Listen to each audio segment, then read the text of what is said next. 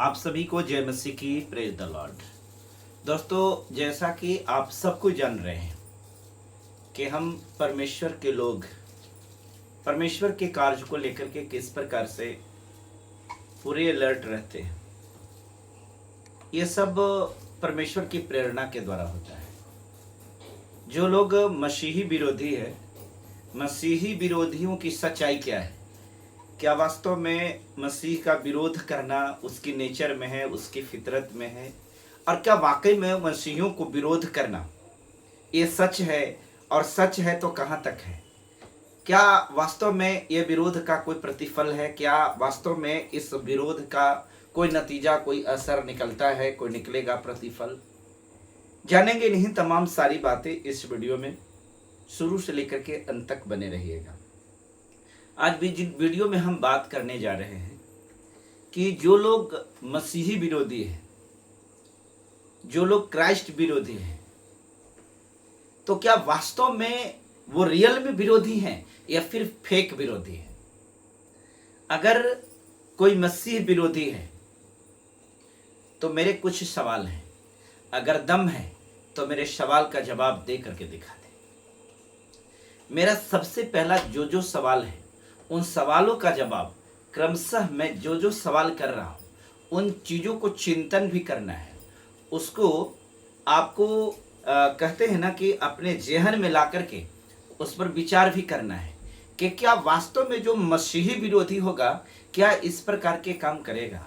मैं मसीह विरोधी की बात नहीं कर रहा हूँ, मैं किसी भी धर्म के बारे में जो कहता है कि कन्वर्जन कर रहे हैं तो हम उनके बारे में कह रहे हैं। और इस ट्रेडिशन को, इस परंपरा के बारे में भी हम बता रहे कि देखिए ये परंपरा कब से चली आ रही है। तो मेरा सबसे पहला सवाल है, अगर आप मसीह से नफरत करते हो, अगर आप क्राइस्ट से नफरत करते हो, तो फिर क्रिश्चियन स्कूल में आप अपने बच्चों को क्यों पढ़ाते हो? जब यीशु मसीह आपके लिए नफरत के योग्य है, जब यीशु मसीह का प्रीचिंग आपके लिए नफरत का योग्य है, जब एक मसीही नफरत के योग्य है, तो उस विद्यालय में पढ़ाने वाले जो होते हैं वो भी तो क्राइस्ट होते हैं। उस विद्यालय का संचालन जो होता है क्राइस्ट के द्वारा ही कराया जाता है, एक क्रिश्चियन मिशनरी के द्वारा ही चलाया जाता है।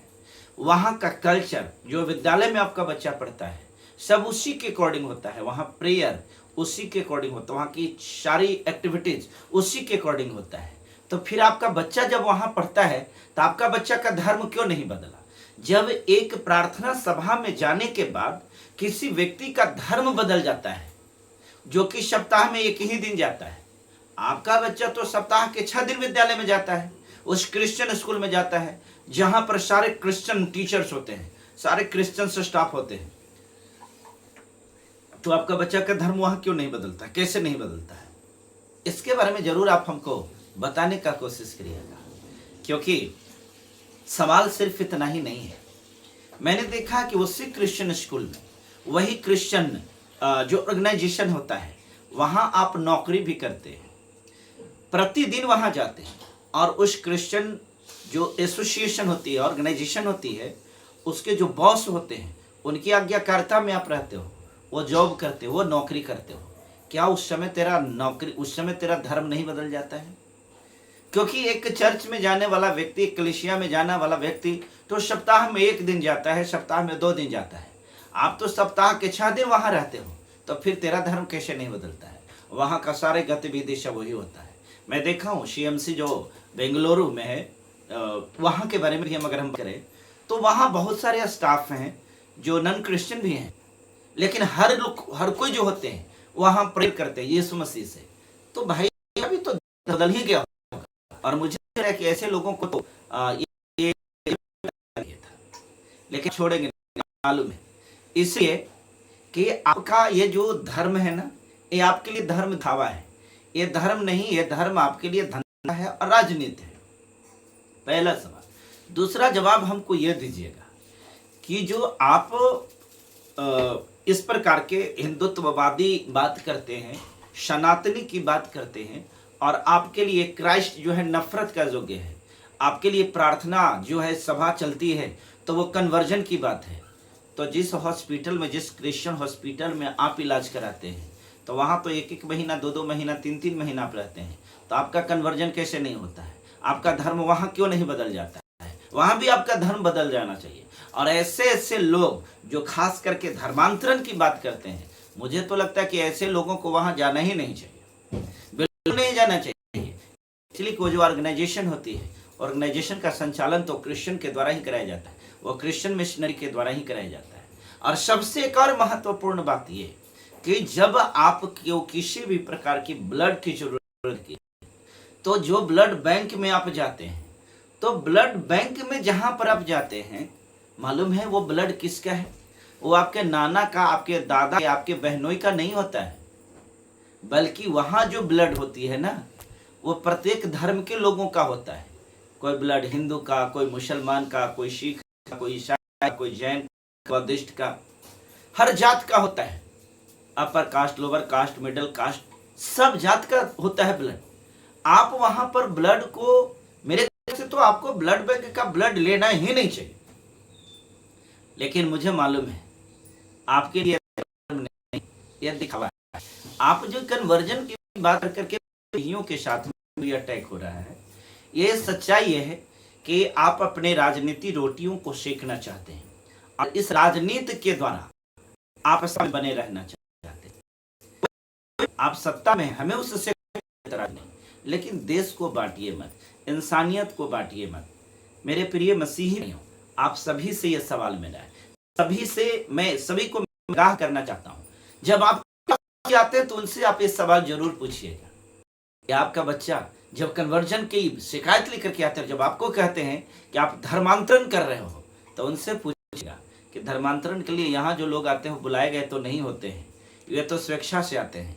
लेकिन जिन जगहों पर, जिन मिशनरी स्कूल्स में, जिन मिशनरीज हॉस्पिटल में, जिन मिशनरीज हॉस्पिटल में ब्लड बैंक होती है, उन जगहों पर जो आप जाते हैं, तो वहाँ पर जाने से आपका धर्म कैसे नहीं बदलता है? वहाँ पर जाने से भी तो इनका धर्म बदल जाना चाहिए।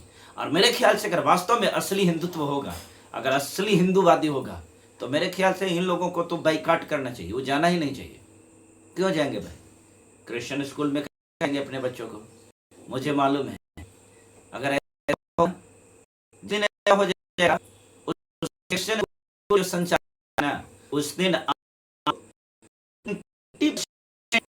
हिंदू बच्चे पढ़ते हैं इन फॉरवर्ड क्लास, ये मनु ऐसी कि ठीक विपरीत हो जाएगा। जिस हो रही है और जिसके लिए नहीं खोला गया, वो पैसे वाले आते हैं, आपको मारते हैं, पीटते हैं, उन्हीं के बच्चों को आप पढ़ाई कर रहे हैं। और ऐसा सिर्फ इसलिए हो रहा है कि मुझे मालूम है कि इनका हिंदुत्व से और धर्म से कोई लेना देना नहीं। इनका मकसद सिर्फ एक है, वो यही है कि आपको मौलिक जो अधिकार है, आपका जो फंडामेंटल राइट्स है, आपको जो संविधान में अधिकार दिया गया है, उस संवैधानिक अधिकारों को कुचलना है। आगे भी और सवाल मेरा है, आप ये बतलाइए, जब आप ईद में, मुहर्रम में जो पैक लगते हैं, तो उसमें मैंने हिंदू के लड़कों को भी देखा है कि वो भी ये क्या क्या होता है ये लगा करके और हाय हुसैन करते चलता है। भाई उस समय आपका धर्म कहाँ जाता है? क्या वो आपका धर्म परिवर्तन नहीं होता है? उससे भी तो आपका धर्म बदल ही गया होगा। जब आपके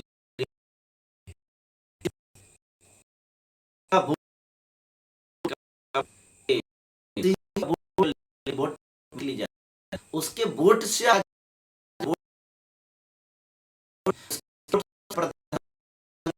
तो उसका वोट लेने नहीं होता, उस समय आप नफरत क्यों नहीं होता है? को तो जवाब लगता है कि ये लोग के साथ में वो आप आज मार पड़ रहे हैं, का वोट आपको नहीं लेना है। मैं आपको बता रहा, आपको सवाल जवाब जरूर करना चाहिए। अब कोई एसटी, अब जब ये आदिवासी, कोई अनुसूचित जाति जिनके साथ में इस प्रकार की अत्याचार कर रहे हैं बेरोजगार दल वाले, उनसे आप सवाल पूछिए ना कि आप हमको बताओ कि मैं तो कन्वर्ट किया हुआ हूं, मैं तो भाई मसीह को मानने वाला हूं, क्या मेरा वोट तेरे लिए सही होगा? आप ये सवाल करना शुरू करेंगे ना, तो शर्म से उसकी सिर झुक जाएगी। और फिर जो इस प्रकार के क्राइम आपके साथ होगा, उनको समझ में आ जाएगा कि वास्तव में मामला क्या है। अभी आप देखिए, बहुत जगहों पर लोगों के अंदर में जागरूकता आ रही है, बहुत सारे लोग सजग हो रहे हैं, होशियार हो रहे हैं। ये 2029 में जो पार्लियामेंट का चुनाव होना है, उसमें देखिएगा क्या होने वाला है। बहुत कुछ बदलेगा, हालात बदल जाएंगे, क्योंकि हमारा परमेश्वर जो है वो सब कुछ बदलता है। आपको मालूम है, मिस्र देश में जब मिस्र देश के लोगों ने ये शताव किया, प्रोसिक्यूशन किया इजरायलियों के ऊपर, परमेश्वर के लोगों के ऊपर, तो मालूम है ना मूसा ने जा करके क्या किया, इजरायली सेनाओं के साथ में क्या हुआ है। इसी प्रकार से आप बहुत सारे देशों के बारे में मैं बता सकता हूँ जहां पर कि परमेश्वर का कोप पड़ा और वो नाश हो गया। निन्वे के अभी आपको पता होगा कि वहां के लोगों के साथ में क्या हुआ। तो ये मैं आप सभी लोगों से यही बात कहना चाहता हूँ, अन्याय का विरोध होना, अन्याय का विरोध करना प्रति मनुष्य कर्तव्य है। आप जब तक अन्याय का विरोध नहीं कीजिएगा तब तक आपके साथ में ये लोग जो है ना, ये इसी प्रकार के आपके साथ में परसिक्यूशन करते रहेंगे। हाँ, परसिक्यूशन बाइबल की वो बातें हैं, लेकिन सवाल इस बात का है कि बाइबल की सारी बातें हर जगह के लिए फिट नहीं बैठती है। हर जगह पर, जैसे मैं एग्जाम्पल दे देता हूँ, बहुत जगहों पर मैंने देखा बाइबल में बात लिखा हुआ है कि स्त्रियों को प्रार्थना के समय, भविष्यवाणी करते समय सिर उघार नहीं रहना चाहिए। लेकिन मैंने देखा है, मैं हाल ही में मुंबई से आया हूँ, या छोड़िए मुंबई की, मैं बहुत सारे स्टेट्स की बात करता हूँ जहां पर लोग सिर पर वस्त्र नहीं लेते हैं, सिर पर कपड़ा नहीं लेते हैं महिलाएं। तो क्यों नहीं लेते हैं? वो तो बाइबल में लिखा हुआ है, लेना चाहिए। तो देखिए, प्रत्येक बाइबल के वचन है, प्रत्येक जगह के लिए वो सुटेबल नहीं होता है। किस कंडीशन में, किस परिस्थिति में वचन दिया गया है, वचन लिखा गया है, उसका अपना एक लॉजिक होता है। हम इस बात को मानते हैं कि हम मसीही हैं, हम इस बात को मानते हैं कि परमेश्वर के मानने वाले लोग हैं। हमारे जीवन में कभी भी उदंडता नहीं होगी, हमारे जीवन में हम कभी भी किसी को खून नहीं बहा सकते, हम कभी भी किसी के साथ अनाचार अत्याचार नहीं कर सकते, हम पाप नहीं कर सकते, हम व्यभिचार नहीं कर सकते, हम लोभ लालच नहीं कर सकते। लेकिन सवाल है कि हमारे ऊपर उठने वाला हाथ, हमारे ऊपर हमारा फंडामेंटल राइट्स को छीनने वाले लोग, क्या हम इस प्रकार से अपने अधिकारों को हनन करते हुए देखें? क्या ये उचित है? मुझे तो नहीं ऐसा पसंद है। आप लोग इस पर क्या सोचते हैं? आप अपनी प्रतिक्रिया जरूर दीजिएगा। और एक महत्वपूर्ण बात यही, जो लोग चैनल को सब्सक्राइब नहीं किए हैं जरूर सब्सक्राइब कर लीजिएगा, वीडियो को जन जन पहुंचाइएगा। और ख्याल करा देते हैं, ये सवाल उनसे जरूर पूछिएगा जो आपके पास में आते हैं, उनसे सवाल पूछिएगा कि अच्छा एक बात बताओ, बहुत सारे लोगों को सुना है कि हिंदू जाति के जो लोग होते हैं उनकी महिलाओं को ये मुस्लिम जाति का भूत पकड़ लेता है। अरे भाई, तो जब मुस्लिम जाति का भूत पकड़ लिया तो तेरे शरीर के अंदर में तो मुस्लिम की आत्मा चला गया, तो पूरी तरह से कन्वर्जन हो गया, तो उसको घर से निकाल देना चाहिए। तो निकालता क्यों नहीं हो? बहुत सारे सवाल है जिसका जवाब नहीं होगा। इस वीडियो में इतना ही, फिर मिलते हैं अगले वीडियो में। तब तक के लिए सबको जय मसीह की, प्रेज द लॉर्ड।